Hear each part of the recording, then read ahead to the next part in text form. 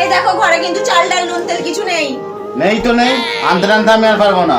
আনতে পারবে না মানে? তাহলে বিয়ে করছো না কেন? এই শোনো, চাল নুন তেল এই এক সপ্তাহ আগে এনে দিয়েছি, এরই মধ্যে শেষ হয়ে গেল। তার মানে তুমি কি বলতে চাইছো আমি সব নিয়ে বাবার বাড়ি পাঠিয়ে দিয়েছি? দেখ তোমার সাথে থাকাই যায় না একদম। আরে আরে কোথায় যাচ্ছ তুমি? জমের গর্তে মরতে যাচ্ছি আমি। ও মরতে যাচ্ছ? দাঁড়াও দাঁড়াও দাঁড়াও। এ নাও তাহলে এটা। আরে আমি মরতে যাচ্ছি, থলি নিয়ে কি করব?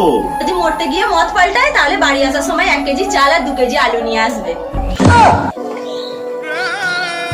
এই নে, এতে অনেক টাকা আছে, যত ইচ্ছা বাজার কর, কিনে কিনে খা আর গেল।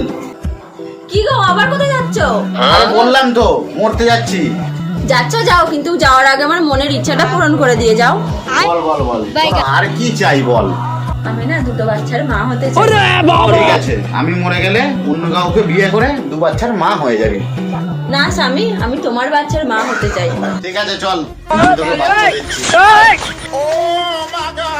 হ্যালো বন্ধুরা, কেমন আর আছেন? তুমি বাচ্চার মা হয়ে গেলে এবার আমি মরতে যাচ্ছি। ভিডিওতে আমি আপনাদের তাহলে জন্য স্বামী অন্যতম সেরা তুমি চলে গেলে আমার বাচ্চাকে মানুষ করবে কে?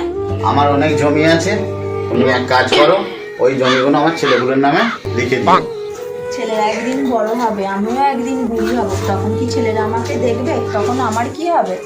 আচ্ছা, আর কি দিলে তুমি খুশি হবে বলো? কিচ্ছু দিতে হবে না, তুমি শুধু সারা জীবন আমার পাশে থেকে যাও। ঠিক আছে, থেকে গেলাম। দয়া করে ঝগড়া আর করো না।